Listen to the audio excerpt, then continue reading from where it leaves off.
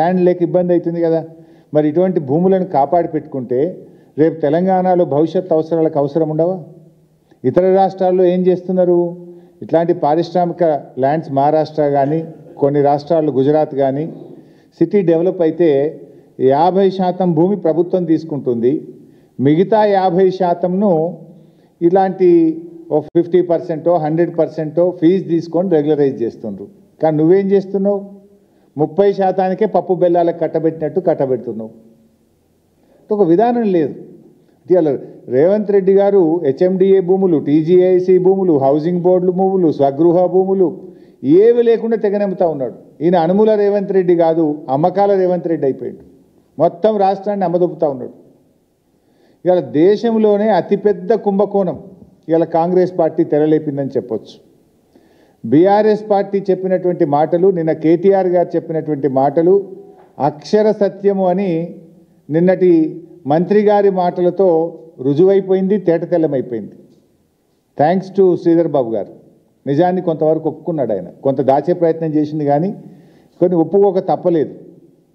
ఈ hill TP policy ఏదైతే ఉందో ఇది అతిపెద్ద స్కామ్. ఈ రాష్ట్ర ప్రభుత్వం ఉపయోగిస్తున్న ఒక ఆయుధం. వేల కోట్లు, లక్షల కోట్లు కొల్లగొట్టడానికి తెరలేపినటువంటి స్కామ్ ఇది. పారిశ్రామిక వాడల్లో ఆ రోజుల్లో పిల్లలకు ఉద్యోగాలు రావాలని తక్కువ ధరకే పారిశ్రామికవేత్తలకు భూములు కేటాయించారు. 9,292 ఎకరాల భూమిని ఇవాళ 30%, అది కూడా రిజిస్ట్రేషన్ వాల్యూ 30% రిజిస్ట్రేషన్ వాల్యూలో కట్టించుకుంటే రాష్ట్ర ప్రభుత్వానికి 4 నుంచి 5 వేల కోట్ల ఆదాయం వస్తుందని నిన్న మంత్రి గారు చెప్పారు.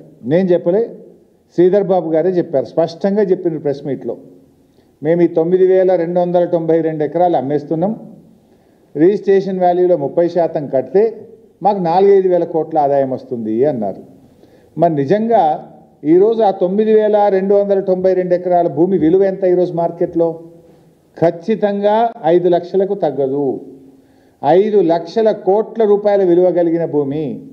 మరి నేను అడుగుతా ఉన్న శ్రీధర్ బాబు గారిని, ఈ ప్రభుత్వాన్ని, ఈ 5 లక్షల కోట్ల విలువ కలిగిన భూమిని 4-5 వేల కోట్లకే ఎందుకు కట్టబెడతా ఉన్నారు? అంటే మిగతా 4,95,000 కోట్లు స్కామ్ కాకపోతే ఏంటి?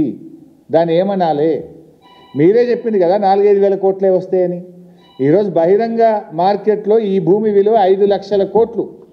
5 లక్షల కోట్ల విలువ కలిగిన భూమిని ఎందుకు 4-5 వేల కోట్లకే కట్టబెడుతున్నారు? దీని వెనుక ఉన్న మతలబ్ ఏందో చెప్పాలి ఈరోజు.